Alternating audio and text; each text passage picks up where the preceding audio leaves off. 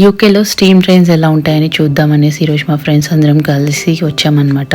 So ఈ experience ఎలా ఉంటుందని చెప్పేసి నేనైతే ఫస్ట్ టైం ఎక్కుతున్నాను ఈ ట్రైన్. నాకైతే చాలా ఎక్సైటింగ్గా అనిపించింది. బికాస్ నార్మల్ దానికి దీనికి డిఫరెన్స్ ఏముంటుందా అని.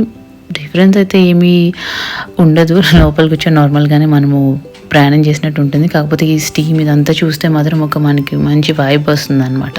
అండ్ ఎస్పెషల్లీ పిల్లలు అయితే చాలా బాగా ఎంజాయ్ చేస్తారు.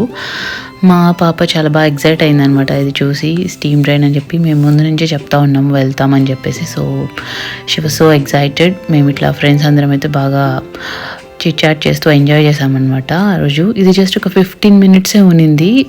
ఒక ట్రిప్ వేశారనమాట వాళ్ళు. సో ఓవరాల్గా ఇది ఒక డిఫరెంట్ ఎక్స్పీరియన్స్ అనిపించింది స్టీమ్ ట్రైన్లో ట్రావెల్ చేయడము. సో ఇక్కడ టనల్ నుంచి కూడా లోపల వెళ్తూ ఉంటే ట్రైన్ వ్యూ చాలా బాగా అనిపించింది, ఆ స్టీమ్ అంతా అలా చూస్తూ ఉంటే. సో ఇంకా మరిన్ని మంచి వీడియోస్ కోసం ప్లీజ్ సబ్స్క్రైబ్.